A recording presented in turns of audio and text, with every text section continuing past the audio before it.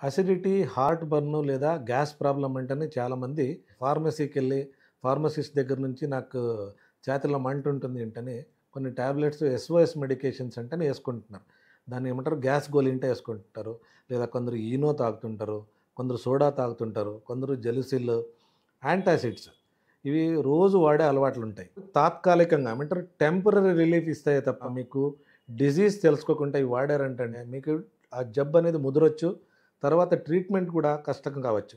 కాబట్టి మీకు ఇలాంటి సింప్టమ్స్ ఉంటే ఒక్కసారి, 2 సార్లు వాడిన తర్వాతను అలాగే ఉంటే మాత్రము డెఫినెట్‌గా ఎండోస్కోపీ చేపించుకొని లేదా మీకు కొందరికి అసోసియేటెడ్ డిసీజ్ అంటాం. కొందరు హార్ట్ మెడిసిన్స్, హార్ట్ ప్రాబ్లమ్స్ ఉండేవాళ్ళు, లేదా డయాబెటీస్ ఉండేవాళ్ళు, థైరాయిడ్ ఉండేవాళ్ళు, ఇలాంటి పేషెంట్స్‌కి కూడా కొన్ని వితౌట్ ఎనీ ఎండోస్కోపిక్ ఎవిడెన్స్ కొన్ని సింప్టమ్స్ రావచ్చు. ఫస్ట్ ఈ డిసీజెస్‌ని ఆ ప్రాబ్లమ్ ఏమిటో తెలుసుకుంటే మీరు పర్ఫెక్ట్ ట్రీట్మెంట్ తీసుకుంటే మాత్రము మంచిది.